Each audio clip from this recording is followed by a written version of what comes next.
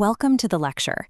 As computer science students, you spend your careers building secure software systems and impenetrable firewalls. However, the most critical vulnerability in any network remains the individual sitting at the terminal. While we study complex malware and zero-day exploits, attackers are increasingly finding success through social engineering playbooks. These strategies, refined by intelligence agencies over decades, focus on manipulating targets into bypassing their own security protocols. This process relies on open-source intelligence, or OSINT. Practitioners use systematic, algorithmic processes to scrape and collate publicly available data, treating the internet as a vast, searchable database of human behavior. When an attacker successfully manipulates an end user, that individual becomes the instrument that bypasses billions of dollars in technical security controls. Every investigation begins with an anchor point, often a single leaked email address. Automated reconnaissance tools query this data point against hundreds of web platforms simultaneously to map exactly where a user exists online. Once the tools locate a professional profile, like LinkedIn, attackers map out the target's organizational hierarchy. They identify recent executive hires and pinpoint specific employees with financial authorization, such as a mid-level worker in accounts payable. The reconnaissance then shifts to emotional mapping. Casual social media posts about hobbies, vacations, or family provide the raw data for psychological profiling. A picture of a marathon finish or a family gathering translates into actionable tags like goal-oriented or family protection. Attackers also extract hidden digital debris. Unstripped XF metadata on photos reveals geographic routines, while old SALTIC password hashes from historical data breaches provide a list of historical vulnerabilities to exploit.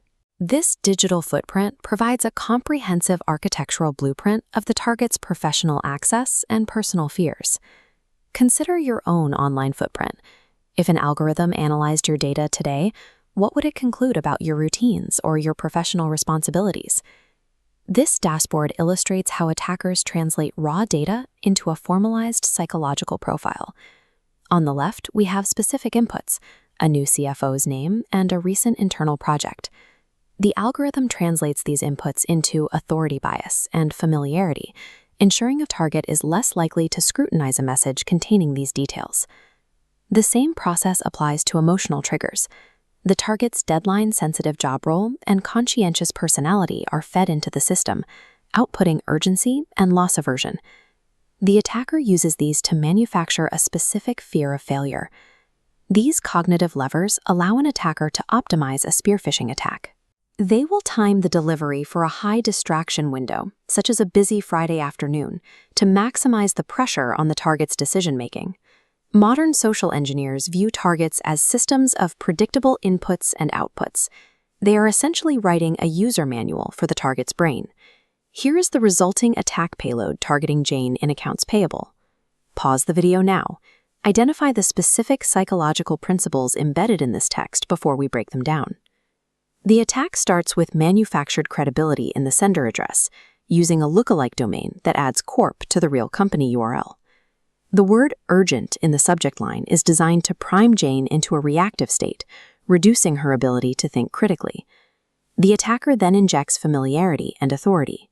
The email references the Vendor Payment System Overhaul project to lower Jane's guard, then invokes the name of the real CFO, Sarah Chen, to command immediate compliance. Finally, we see the isolation tactic. The attacker instructs Jane to handle the matter directly and secretly. This is engineered to prevent her from following normal verification protocols or consulting a colleague.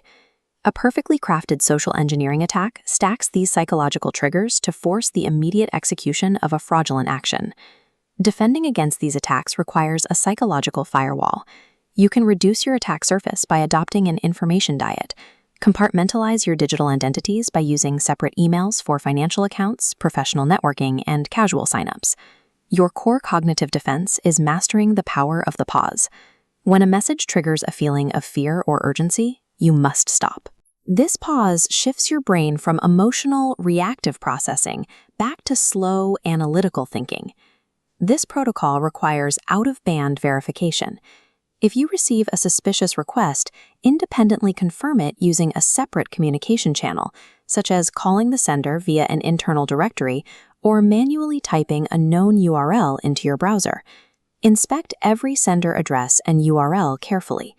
More importantly, treat any request for secrecy or isolation as a primary indicator of compromise. Legitimate business processes rarely require you to bypass standard verification in secret. Finally, enable multi-factor authentication. While any MFA is helpful, authenticator apps and physical hardware keys are far more secure than SMS-based codes, which can be intercepted by an attacker. Technical failsafes like MFA provide a necessary baseline, but the most resilient defense remains a disciplined, analytical human who understands their own predictability. Before your next lab session, audit your own OSINT footprint. Identify what an attacker could compile about you, then share this framework to harden the human network around you. Class dismissed.